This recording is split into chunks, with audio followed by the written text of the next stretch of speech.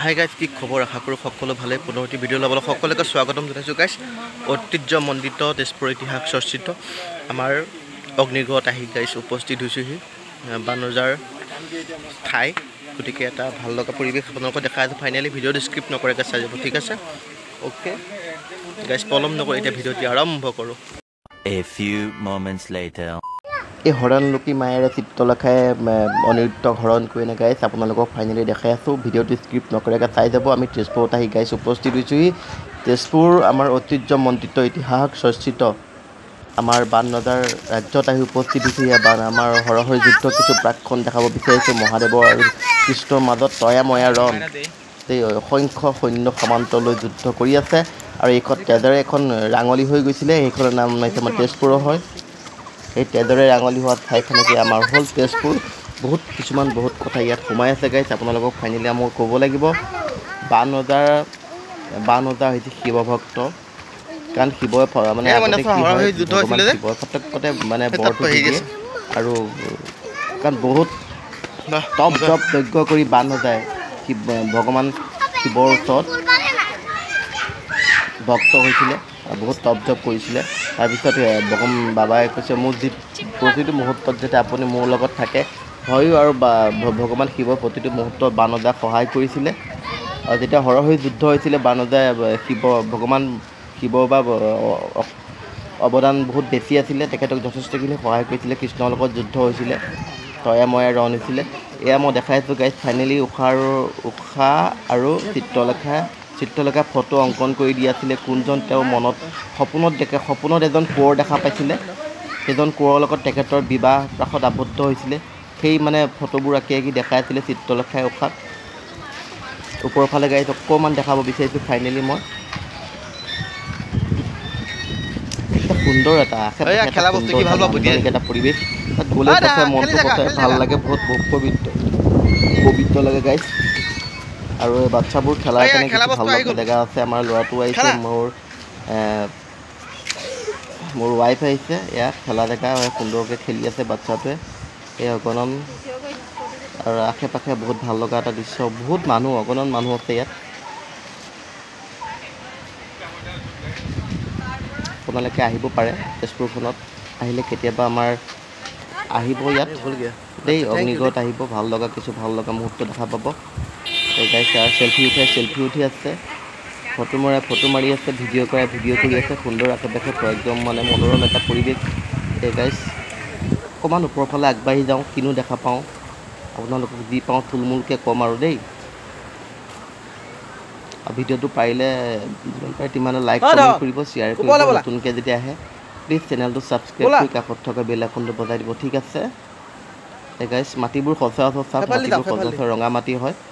এই হৰহৰি যুদ্ধ হওঁতে যেতিয়া অনেক সৈন্য সামন্ত মৃত্যু হয়, ইয়াত এখন তেজৰ ৰাঙলী হৈ গৈছিলে।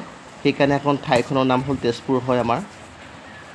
আমাৰ ঐতিহ্যমণ্ডিত এইখন তেজপুৰ, সাংস্কৃতিক নগৰী তেজপুৰ, প্ৰেমৰ নগৰী তেজপুৰ।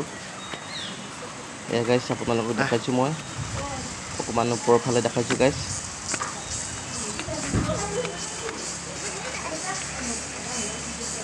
এয়া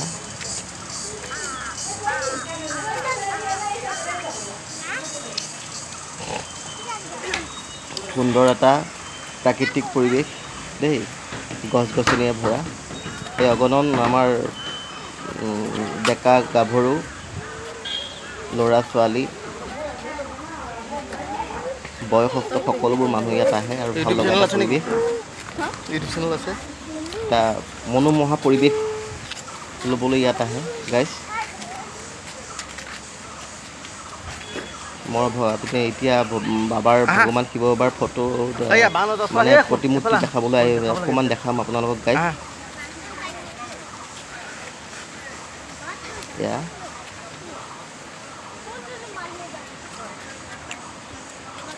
এই ভগৱান ভোলেনাথৰ প্ৰতিমূৰ্তি ধুনীয়াকৈ সজাই থোৱা হৈছে।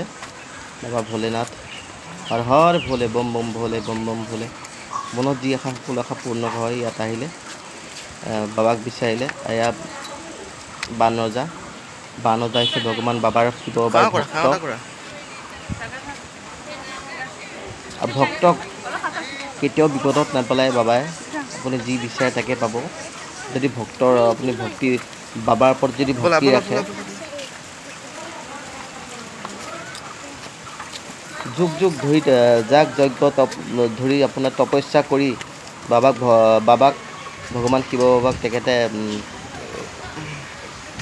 সন্তুষ্ট কৰিছিলে তাৰ ফলত আপোনাৰ বাবাই তেখেতক বৰ দিলে যে আজীৱন তোমাৰ লগত মই বিপদত তোমাৰ লগত মই আছোঁ তুমি চিন্তা নকৰিবা কিবা অসুবিধা হ'লে তুমি মোক স্মৰণ কৰিবা মই আহি তোমাক সহায় কৰিম সেই বুলি কথা দিছিলে বান ৰজা আৰু সেইমতে তেখেতক সহায়ো কৰিছিলে হৰহী যুদ্ধৰ সময়ত যথেষ্টখিনি সহায় কৰিছিলে অৱদান আছে তেখেতৰ এয়া ইয়াত পাৰ্কো আছে অ' দেখা বোলা এই পাৰ্কত থৈ দিম তোমাক বোলা সেই তাত খেলা বস্তু বোলা আপোনালোকক দেখাব বিচাৰিছোঁ খেলা বাচ্চাবোৰ খেলাৰ ভেকুলী আছে কিবা আছে কিবা ভাল লগা মুহূৰ্ত দেখাব বিচাৰিছোঁ নতুনকৈ বেছি দিন হোৱা নাই এইবোৰ বনোৱা দেখাইছোঁ আপোনালোকক অকণমান চাব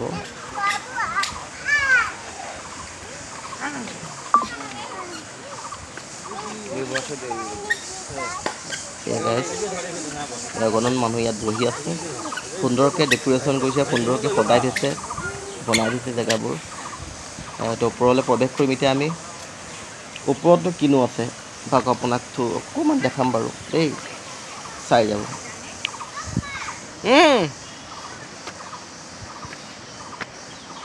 হৰ হৰ ভোলে বম বম ভোলে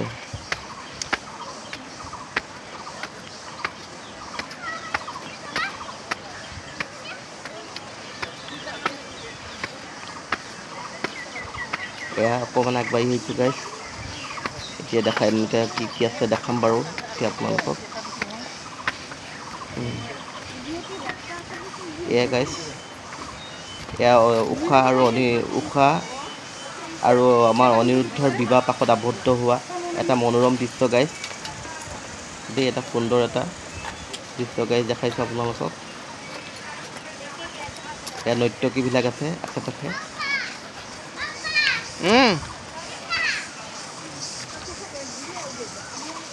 guys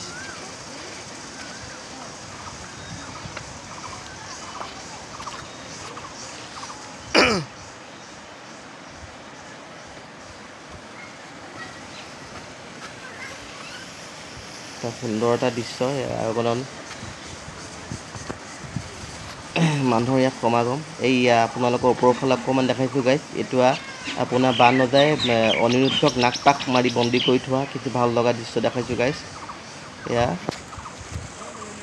বোলক অকণমান আগফালে আগবাঢ়ি যাওঁ মানে অনিৰুদ্ধক বন্দী কৰি ৰাখিছিলে নাক পাক মাৰি অনিৰুদ্ধক কিনো যাব নোৱাৰাকৈ বন্দী কৰি থৈছিলে আৰু সেইমতে কৃষ্ণৰ খবৰ পালে কৃষ্ণৰ নাতি অনিৰুদ্ধ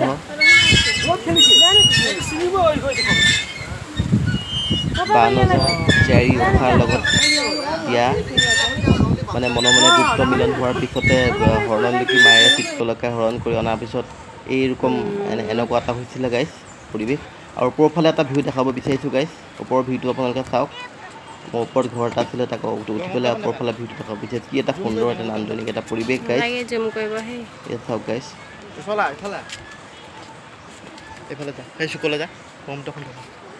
এয়া কাষতে এখন ব্ৰহ্মপুত্ৰ লাগি আছে এটা সুন্দৰ এটা ধুনীয়া এটা বতাহ মাৰি আছে গাইছ এয়া গাইছ কি সুন্দৰ এটা পৰিৱেশ গাইছ